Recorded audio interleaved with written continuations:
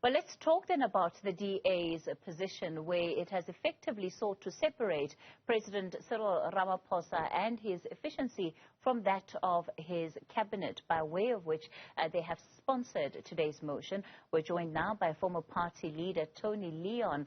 Tony, we heard there from Natasha Mazzoni, certainly not mincing her words in as far as the views of the Democratic Alliance are concerned. But what do you make of this idea that the president, according to the DA, is not so bad, but his cabinet absolutely has to go? It's been described as really an illusion that is being created because you cannot separate one from the other. Well, I think both views are probably correct. On the one hand, Ramaphosa is infinitely better than his predecessor and a lot of his cabinet colleagues, so that's true. And equally true, I think, was the point made by the EFF in the debate today, that if you're going to go and, shoot the chorus, what about the choir master who appoints the chorus? And, of course, that is Cyril Ramaphosa. So there's a sort of contradiction, if you like.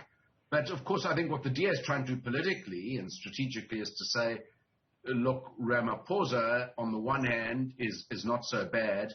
The cabinet that he's been saddled with as a result of ANC factionalism is awful, and it's too big. I thought actually the best point in the entire debate was John Steenhuisen pointing out how vastly inflated our cabinet numbers are, twice the size of the German cabinet and bigger than the country of Brazil, which has 200 million people. So that's sort of unjustifiable in a quantitative level, and qualitatively, of course, we know just on the line functions how poorly this cabinet performs on practically every metric and across most portfolios.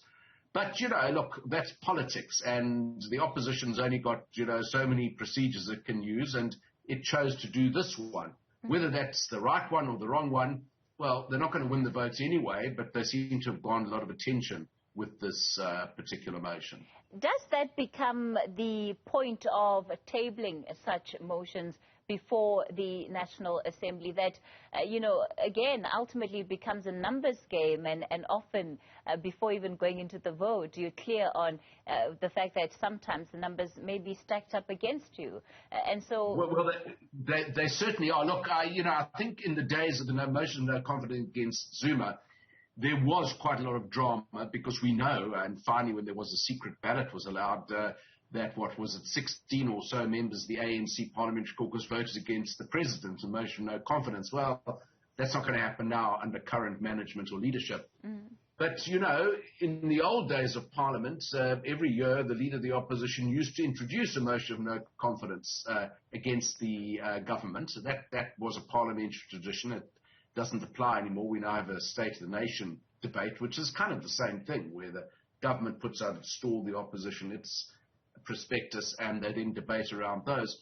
This is another way of doing that. And I guess, look, I think the difficulty beyond whether Ramaphosa should have been included in the motion or excluded, as the DA did, is it's Parliament itself, which really should be the fulcrum of our public debate, has in so many ways been completely shattered by the fire which engulfed it in January, another issue of state negligence perhaps. But what it's done really is to take the attention away from Parliament. So I guess the DA, whatever else you can say about its motives or not, has actually brought the Parliament back into the centre of the debate, which is probably a good thing from a constitutional democracy point of view. Of course, they're not the only party that have been in the headlines this week.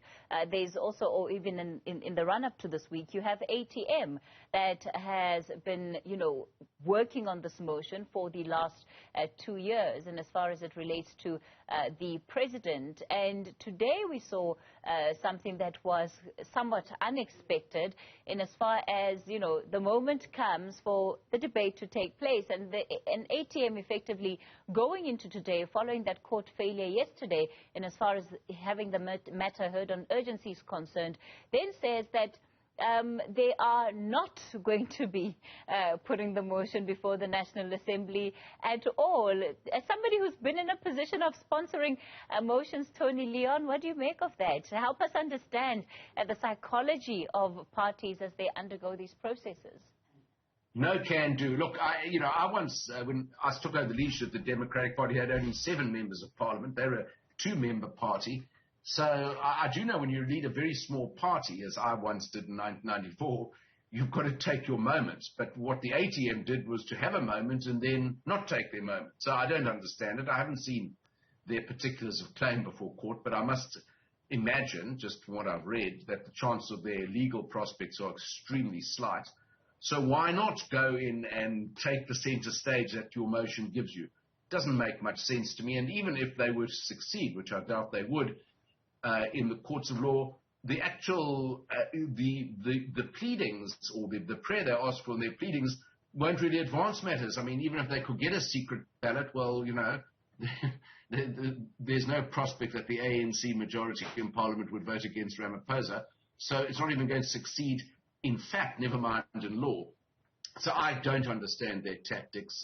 When you have your 15 minutes of fame, to quote Andy Warhol, and they would have had that with debate, you should take it. They didn't. So, I don't suppose you'll hear from the ATM for the next 2 years, and then it'll be time for another election.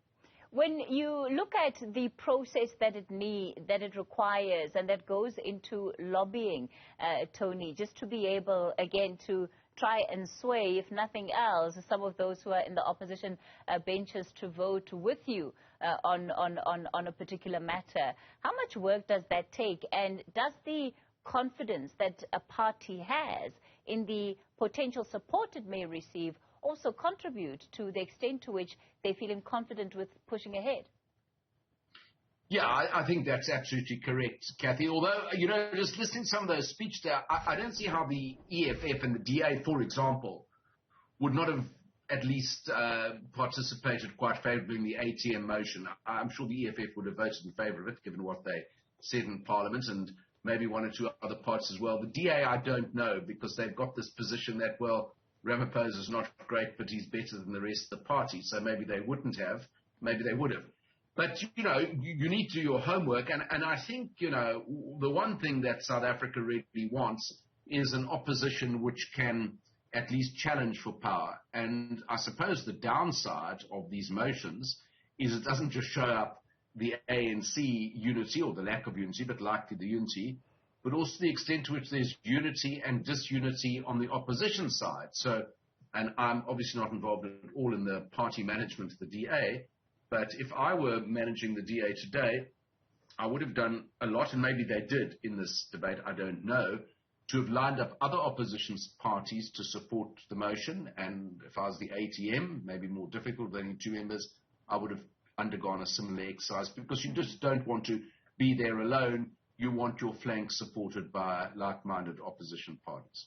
The conversation, of course, that is being raised by both the Democratic Alliance and ATM is really about accountability at the highest levels of government. And it takes place in a parliament that, by and large, is seen sometimes to be found sleeping on the job, that it has not been as efficient as it can be in holding office bearers and holding the executive to account. A conversation like this, even just for the purposes of the record, what does that do, Tony? Well, I think it's very important, and that's why actually I commend the motion, because it actually highlights the lack of accountability, which I think what John Steenhuisen did in the extracts of the speech I saw on TV was to show that, as he put it, ANC, absolutely no consequences. Not a new phrase that, but a very apt one. And I think that is important because, accountability by the executive to the people through the legislature is one of the pillars of our constitution. It's not sort of some construction of the opposition. It's right there in black and white in the 1996 constitution.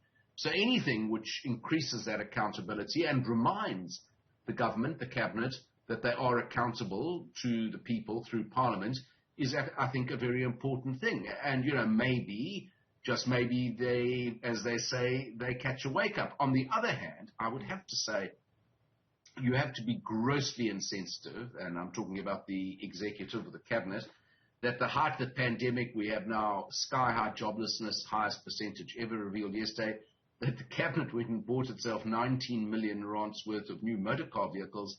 You have to say you don't feel very accountable to people or even public opinion if you go for gestures like that. So I think there's a long way to go on accountability.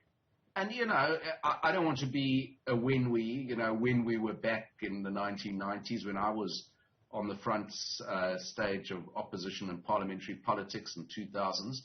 Accountability started to slip. It was very good in the early years of our democracy, but almost from the arms deal late in the 1996 period, Parliament sort of went away from its key role in order to try and protect the interests of the government and the ruling party, and it's been a pretty downhill slope since then. And perhaps now, with an increased awareness, with a reducing government majority we saw in the elections, it's time to get it back. That at least would be my hope. And if today's strategies in Parliament with this motion does anything to advance that, then that's actually a good thing.